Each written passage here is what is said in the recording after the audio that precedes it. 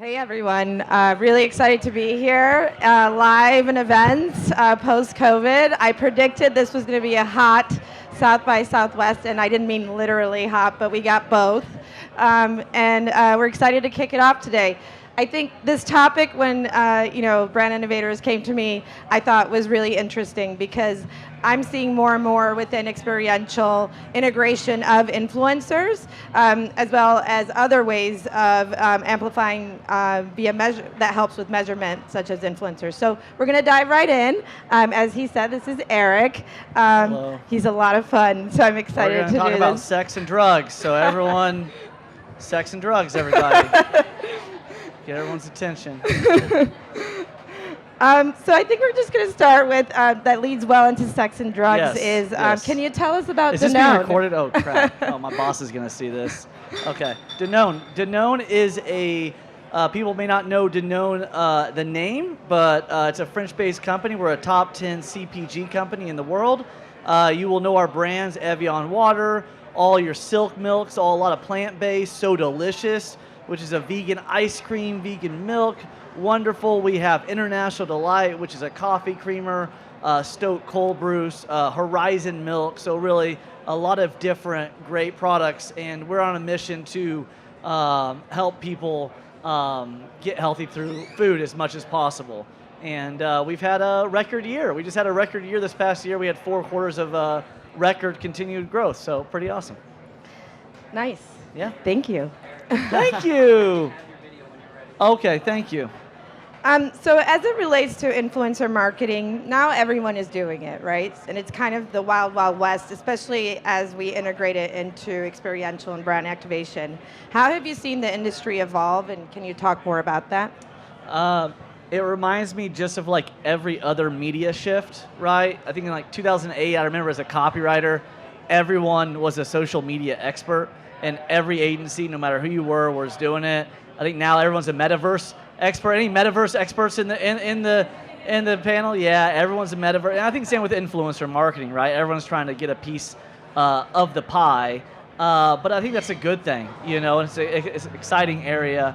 But I've been seeing, I think back in, I would say from my experience, like 5 years ago, 3 years ago, everyone just thought of influencers as an amplification.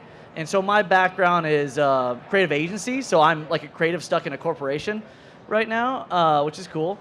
And I would always see, oh, hey, we have the big campaign idea, and now let's get some influencers to amplify it, or let's have an experiential event and do this. And I think that's just kind of has evolved to, can the influencer, can the experience, can that be the core of the idea? So I think I'm seeing it evolve that way. And I think that's why it's a lot of unclarity of who's doing what because of that, right? You're used to traditional agencies bringing the idea.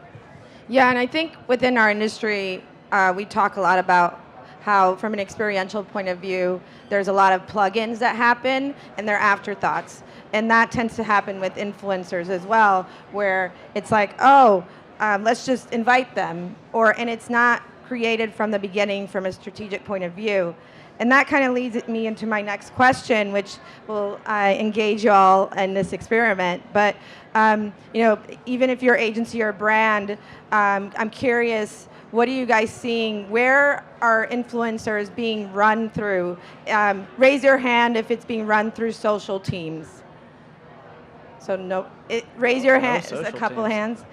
Raise your hands if it's being run through the brand team. And then if it's being run through PR.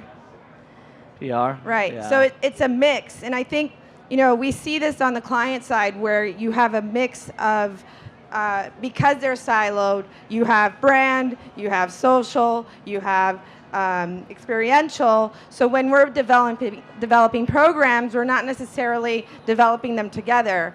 And how do we bridge that, so that and we all sort of know our responsibilities, but it doesn't really, we talked about this, it doesn't really matter where the idea comes from, right? And I think as long as all the agencies are in agreement with that, then how do you build a program from an initial point of view where you're thinking about not only obviously we're developing a brand activation, but how is the influencer starting it from the beginning? So that, because I think a lot of money is being left on the table because we're not doing that from the start. So can you talk about kind of how you guys have worked through that? The money is a good point, by the way, because every time you kind of come in at the end of an idea process, you're like, oh, what's the experience or what's that? You're just like wasting money that's not scaled.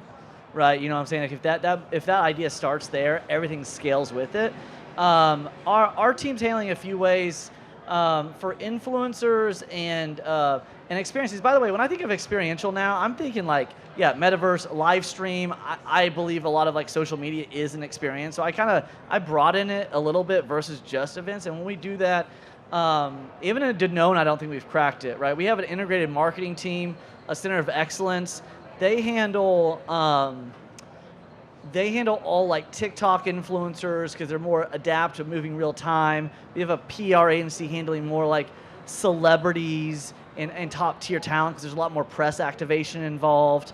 But I'm seeing ideas come from everywhere, right? I'm seeing our talent agency is bringing us really great ideas, but I probably wouldn't have them go execute the idea, right? They have the idea, they have the connection to the right person, but I won't trust them with that. I have ad agencies bringing us, our ad agency, great influencer ideas, but I wouldn't have them go negotiate the contract or figure that out, or maybe even pick, maybe they have an idea of who, but I'd really trust my talent agency to find that. And so I think there's space for everyone like to play, and I think with Danone, we're a large corporation, so I think there is that space. I'm sure at a smaller spot is probably a little bit different, right? I think there needs to be a little bit more centralized focused. I'm sure Liquid Death doesn't have 5 agencies doing their campaign. I'm sure it's like a pretty lean team. And so I'm giving you the view from my experience, which is all these different teams working together, and everyone hates an IAT. I get it. We're trying to make them better. But I think that's the only place to win in these situations. It's like you have to create that opening for everyone to bring the idea, to bring their specific skill sets, but we're really utilizing our IAT to help better establish roles, responsibilities, but also create some space for people to like bring some really cool thinking. Yeah, and I think we talked about this too, about roles and responsibilities, and I might ruffle some feathers right now, but I like to. So, as it relates to brand activation, I'm seeing a lot of traditional advertising agencies doing brand activation. I'm seeing media agencies doing experiential. And a lot of it's because their market's shifting, right? Traditional shops, the people are not consuming media they are nowadays. So I think the struggle, and I think from the client side, it's interesting, how do you manage that, all the agencies, right, working together nicely, as we're seeing this shift. But still, because I like what you said, I mean, everybody has their expertise, right? We start with idea sprints, so that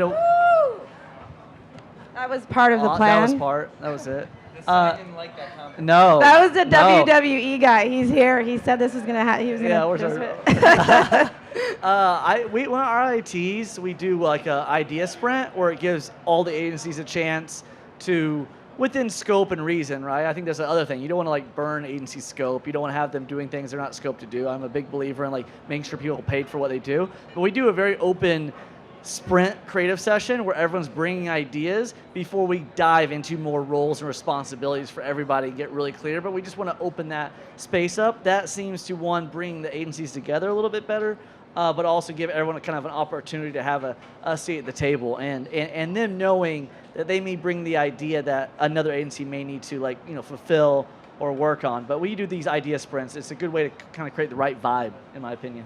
Well, we'd love to see some of your work. Do you share with us? Yeah.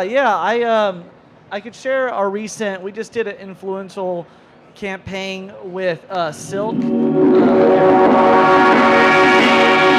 is chilling.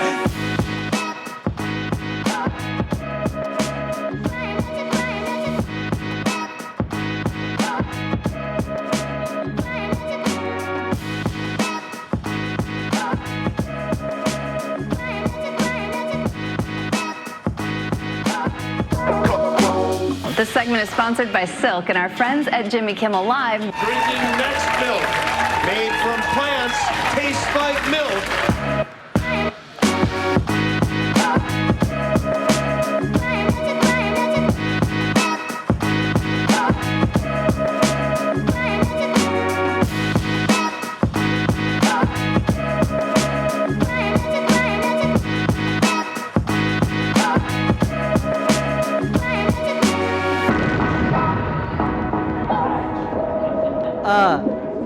some of you may have saw the headlines, but does anyone know who those people are?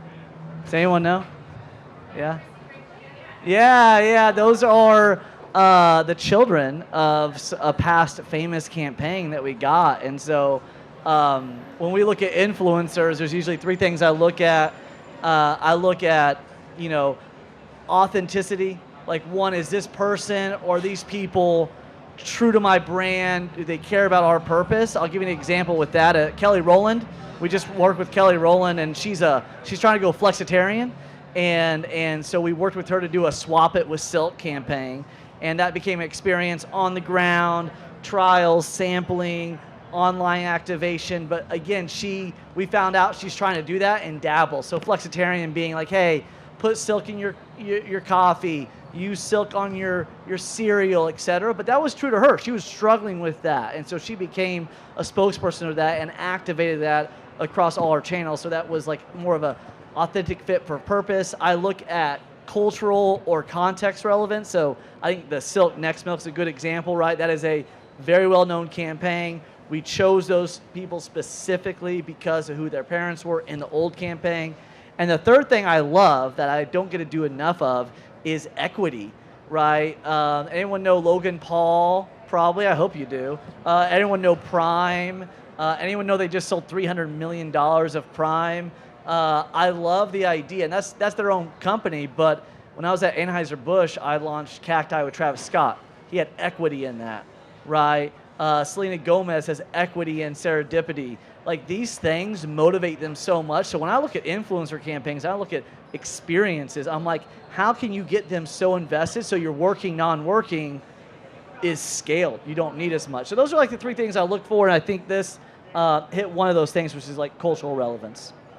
Yeah, I think one of the things that we talk about when we're talking about influencers is who should be the influencer for the campaign, right? And we all know there's a lot of fake followers, and we know there's a lot of, it can be risky. We don't know what's going to happen with them. We don't know, what they're going to say. You can only control so much. So a lot about what we talk is how do we set it up for the best way for them to activate on our program. And I'm curious, how do you put parameters for the influencers so that whatever your creative vision is, that it executes the way you want to without stifling creativity? You create an AI influencer that does exactly what you want all the time. I think there is one, actually. I think there's like a really well-known AI influencer who has like tons of like followers, but that would probably be easy to work with them. Yeah, I think it's I don't think any brand should unless she falls in love with you. It could get weird. I don't know. Or tries to kill you. He tries, exactly. We're going that way. That's a whole different South. I'm sure there's a South by panel about that. About AI, called Terminator 25. So I don't think any brand should approach the space of true influencer, especially when we're talking about social media, unless you're ready not to make a commercial. Like, I know everyone here is like, yeah, we're so beyond that. We're not, right? If you work with big CPG companies, they're expecting commercials, and if that's what your leadership is expecting going into a conversation with an influencer, you're dead in the water, I would say. I think those are cringe. They're bad for probably your brand. They're probably bad for the creator. And so I think to be successful, you have to understand the landscape. You have to be on the platforms. You have to know who's who. You have to spend time with their audience. What are the comments? What's the vibe in there? Because I think those are all going to determine if they're a good fit for your brand. Because you can't control it. I think you got to align on, hey, is Kelly Rowland a flexitarian? Well, let's have her share her story. Let's have her share why. It may not be our exact messaging points. She may not talk about the protein or the vitamins, but she is talking about her lifestyle. And so I think it's going to be really important to find the right fit, contextual, authenticity, and then going, is there a safe space, right? Is there a good community behind them that's going to support them and engage. And so I think it starts there. And then in terms of parameters, we send guidelines, we send creative books, but I usually just, the best thing to do is keep the group really small. I like to have my creative team work with them so it feels creative with creative, to be just talking about what they're doing. Also understand their content, understand the experiences they've done, and go, hey, I loved that. I love that direction. I love what you're doing there. Could we apply that? Could we share similar stories? So I think they will know if you know them and their audience. I think that goes a long way for you guys to find a middle ground of what makes sense for both of you. Yeah, I think sometimes we think, is it a chicken or the egg, right? In terms of the influencer, it's like, do you start with a list of kind of requirements of what that influencer is, or do you go, and I think your perspective, because you obviously are very engaged socially, and you're on there, and I struggle, I don't know if any other TikTok addicts, like I had to take it off my phone. My daughter, 3, 4 in the morning, is like, get off whatever the hell you're on, and I'm like, I have a problem. But I think it is important to be engaged on social media and seeing what is out there. And it sounds like that's how it works for you, that you identified them first, not the other way around. We started identifying early, even before brands. So we do these things called brand worlds. They're like tone of voice, how to bring your brand to life with agencies, et cetera. And with that, we always have a section in there that collects influencers that we think are in our sphere. And so we may not have the budget yet, but we do a lot of that to help with tone and community. And so usually when we're ready to engage, we have a list of 15, 20 people that we feel have shared interests. And so that's a pretty easy thing for, more of my junior integrated marketing team, people who are really tapped in. They have a lot of fun with it. The job is to pretty much get on there, look around, explore, and find. And a lot of times we can do that stuff internally, but I think it's also a good thing to ask your agencies to do, especially if there's scope for it. How can you help us get ahead with like-minded people, find the Venn diagram between them and us? And so that helps a lot for us to act quickly. Yeah. I think also what is an influencer is constantly changing, in terms of there's celebrities who are also influencers, and then if you had to define, and I'm putting you on the spot because we didn't talk about this before, so I'm sorry, but if you had to define what an influencer is, because I think the next piece is there's also a blurred line between influencers and press. I mean, nowadays there's not a lot of free press. Most of it is paid press. And when you talk about press versus influencer versus celebrity, and we do a lot of press events for clients, and I'm sitting in, I started my career at BMW, and I remember doing my first event in Las Vegas, and it was a lot of older people, the New York Times writer, the German writer, the Italian, from the major publications. But now I go to press events and there's influencers there, right? And I think not only is it interesting to see the dynamic between sort of traditional journalists and influencers in the same room. I mean, that should be a reality TV show that I think I'd want to watch. But what are your thoughts in that space? And does it matter? And again, it blurs the lines between departments, because then you have press, and then you have influencers that fall under another category. Thoughts on sort of that? I would say world? Probably people who speak at brand innovator events in front of crowds like this, probably us. We're probably influencers. Maybe after this, I'll go viral for something. You have to do something, though. The thing falls down and stabs me, and then I'm an influencer. Well, I don't know. Some people probably don't know who Mr. Beast is, but everyone should, right? If you don't, you should go home. You don't belong here. I'm sorry. Beyonce has 35 million YouTube subscribers. Mr. Beast has 130 million, right? So what is celebrity? I think that is a big thing in marketing. Is the celebrity, that's the PR thing. That's a this thing. Oh, influencers, they're social media.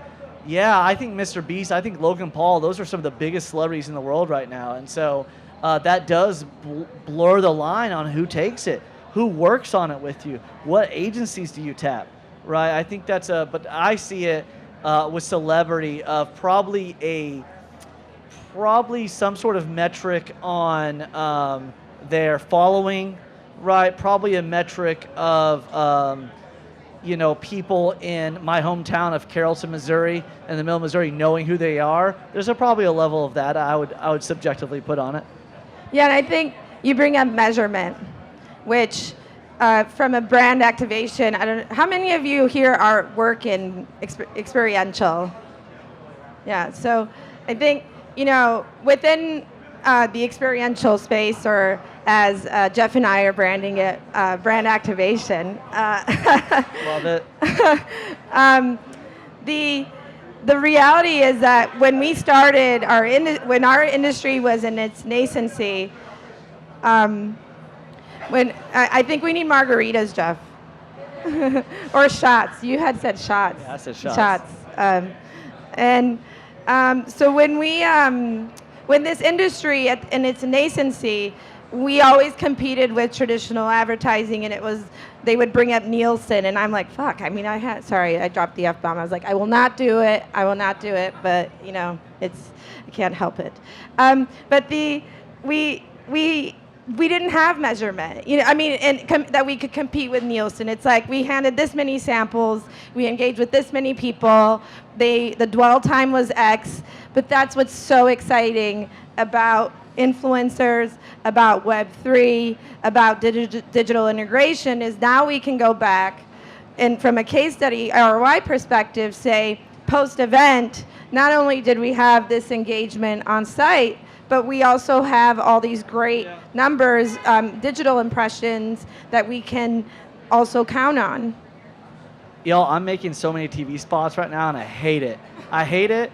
It took me like 7 months to work on the creative, go produce it, and then we had like 2 months of Ipsos testing, and then finally, when the thing airs, maybe next year I'll find out how it did. It's pretty wild. I know, like, Ryan Reynolds talking to you about Mountain and stuff, and I know there's things helping. I get it. But I agree. Like, I love the fact that, like, when we put stuff up, we know how it did right away. Like Next Milk, we knew how it was being engaged with right away. I think our events, now more than ever, if you're running a good event, is there talk value? Are you engaging people not in the event? Are you using that content on social? I love A/B testing. I love taking event, like I take event content, experiential content, and I take it and I put it on social. I test it and then I boost one of them. We just did a couple of years ago. I did a thing with the Fat Jewish. He's like an online celebrity. He owns Babe Wine. Back to another equity. One. If you don't know, you shouldn't be here. Yeah. Kind of thing. Back to equity. But we did the way we described it was inappropriate, but we did a truck that gave you manicures, but it was during COVID, and so we had it where you put your hands in and got that thing. He referred to it as a certain type of hole that was the joke. Because that's that was the Fat Jewish. I can say one word. She said it. We said it differently, yeah, so no one really said count. it. No one said it. Count. But right away with that, we cut up the content because that's an experience. But it's so funny that we put out 3 different versions of how we told the story, and one did so well that we weren't expecting. Other 2 died. Boost that. And so the immediate return on like what you're doing and knowing what you're doing really helps, and also helps with your media money. If it's popping off, put 20% more of the dollars behind it. Take it from somewhere else. So I love that part about experiences and then amplifying the experiences with content. Yep. So one of my favorite podcasts is The Pivot. Anyone listen to The Pivot? No, I heard a one woo. Yeah. It's a sad woo. And they always end their podcast by, what is it? Top 3 predictions? Yeah. So, that wasn't meant to be a quiz, but. Are you asking me? Are you about to ask me predictions? Yes. You didn't ask me. You didn't prep me for this either. I know, but we still have time, and I'm like, I gotta fill the time. Eric, you're on the spot here. Okay. I think you will see. I hope you'll see more equity deals. AI. Well, I think you'll see more equity deals. I think you'll see brands like, think about Powerade and Gatorade, right? Think of their monster brands, and then you see Logan Paul coming in, taking all your share. I think you're going to see more of these deals happening where brands are either launching products or giving people a part. I mean, obviously, Rihanna won the Super Bowl with Fenty, right? Same thing there. Like, she owns a big part of that company. So I think you're going to see more of that from influencers. and then the experiences you get from that are going to be authentic from them, right? Now you have to go, okay, can I afford for Rihanna to be there? Well, if you have an equity deal, she probably wants to be at a few of those things to engage with her fans. So I think you'll see more of that because it'll help your working scale. I think you will see. You'll see more experiences become content, right? And I think you'll see more. I would love to make a TV spot that's either like you see them, but like interacting with people, an event, sharing the experience. I think you'll see more of that. So it's more of an integrated campaign that scales the dollars. And I just want to add to that because I've been judging awards recently, and I'm seeing a lot of submissions of literal commercial shoots, and they're calling it experiential, and I'm so confused. I'm like, this was a built for a commercial, and you're submitting this for an experiential award, and that's not what experiential is.